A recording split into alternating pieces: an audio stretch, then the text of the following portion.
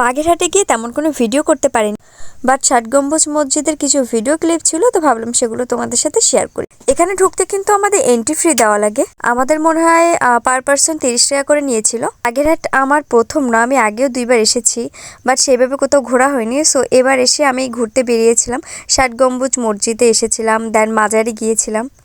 এখানে কিন্তু অনেক সুন্দর বেবিদের জন্য পার্কের একটা ব্যবস্থা আছে, মানে বেবিরা এখানে দোল খেতে পারবে, ওদের অনেক খেলার ব্যবস্থা এখানে ছিল। আর দোলনা দেখলে তো আমার দোলনা খেতেই হবে। দেন আমরা চারপাশটা ঘুরে ঘুরে দেখছিলাম। আমরা প্রায় সন্ধ্যা থেকে এখানে গিয়েছিলাম, 5টার দিকে এটা বন্ধ হয়ে যায়, বাট আমরা ঢুকেছিলাম 4:30টার দিকে আর বের হয়েছিলাম 5:30টার দিকে। বাট জায়গাটা আসলে অনেক সুন্দর, তোমরা তো অনেকেই ঘুরেছো, জানো এই জায়গাটা কেমন। এখানে এসেও আমরা একটা ক্যামেরাম্যান পেয়েছিলাম, যার কাছ থেকে আমরা ছবি তুলেছিলাম প্রতি পিস মাত্র 10 টাকা। সো তোমরা এখানে এসে সব রকম সুযোগ সুবিধা পাবে। আমার খুব ইচ্ছা ছিল এখানে চড়ার, বাট আমি মনে পড়ে না, ছোটোবেলায় অনেক আগে চড়েছি। আর এটা যে এভাবে পড়ে যাবো আমি ভাবতেই পারিনি, আমি মাঝে অনেক ব্যথা পেয়েছিলাম।